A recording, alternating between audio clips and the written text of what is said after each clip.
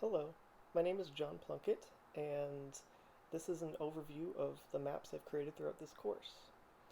So, the top one is my map of myself, which I used different symbols that represent my life as a visual artist and the different locations I go to, and also my pet sitting jobs that I do. And the way I made it was through digital and analog media. So I used pen and ink and then I transferred it to Photoshop.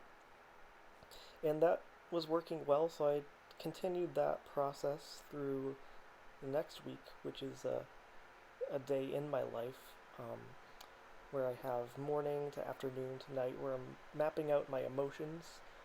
And this was probably my favorite one to do. Next, I have a floor plan-esque map of the different locations I went throughout the week. And then I have my food map of the quipus, where I studied different knots, and this was a fun research project for me to look at how different cultures make maps and communicate, and I really enjoyed this. Next, I have my abstracted map, which is a Kandinsky style map, where I did a warm up of, I believe it was 6 drawings, and then I combined them into one solid map with all of the different structures. Next is my map of sea turtle migration, and then I have my cultural map, which is representing my life in the United States and alongside my grandparents who are from England. And I wanted to compare and contrast the different architecture and have line work represent that. So, throughout this course, I've learned that arts-based research and processes are very open and experimental. Oftentimes, I felt like I was in the deep end of a pool and I couldn't feel the bottom. And that scary place at the beginning of a creative process became more and more familiar throughout this course. I've also learned that answers are non-linear, and each project was like a creative scavenger hunt. Investigating process has opened me up to non-traditional ways of thinking, and has given me the chance to step out of my creative routines, and the element of mapping has given these experiences a tangible visual diary of these explorations. Something that has stood out to me is emotional mapping. The power the senses can have in dictating how you interact with a location has been something that's always been interesting to me, so it was really great to learn more about that and dive into articles that have researched that in full depth.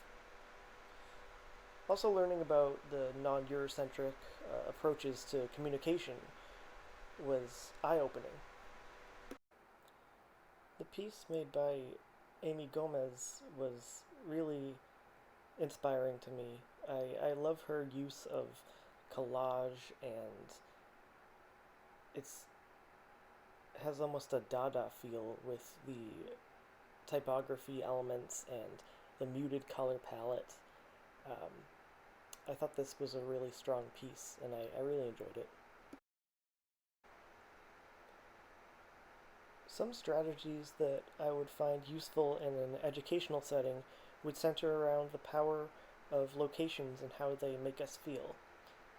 I work with a public art team, so a lot of my experience with art education has to do with community building and beautifying neighborhoods that people may have negative relations to.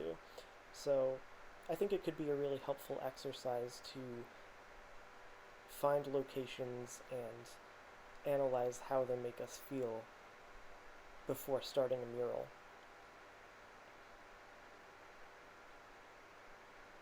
This course has given me a chance to step out of the creative process that I've followed for years and think in symbols and documents and storytelling. It has also made me appreciate the things that would normally go unnoticed. Ultimately, I really enjoyed the emotional mapping element, and it has opened me up to different cultures and has been a great experience. Thank you very much.